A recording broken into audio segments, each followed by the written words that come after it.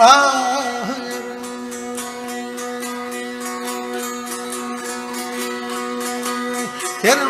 sana saday, yerim sana saday, sallan verdim, gözüm ötüdür, humayılma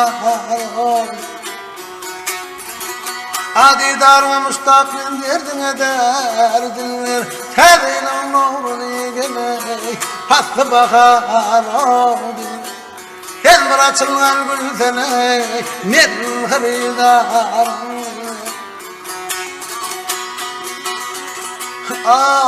Tanışta kılvat yerde dillerim acayip, denektana dökülmene, dillerim acayip. Ağuşta mince billerim acayip, erkimin ayrılmana, ballarım acayip. Benim bana vermene, bağım yemur.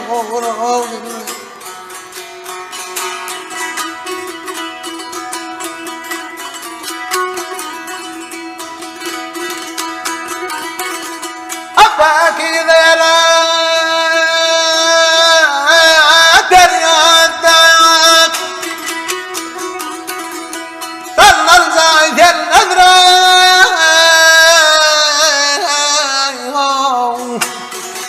Aferidadayım istene perişan cennede Ağrıyım söylerim seni elbette afendedir Cennet-i canım aldın ok bilen ya afendedir Arap bilen kanattım kemanım ağrıdır Ay alamla adamini Ay alamla adamin Allah sarvasılar Melek meydanda Benim etmanetler Ağollarımdan gel tutu oyanmayali seler Mekkacini beyavar gene Mansur kimi nasalar Ardımsıdır Allah'tan men günahkarım Vay dillere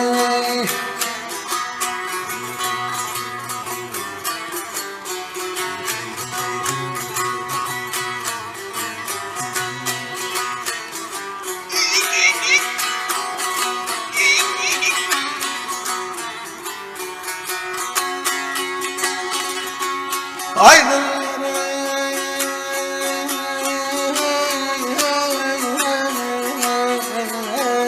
Vaydım armağan edilmere Kıldım hep farad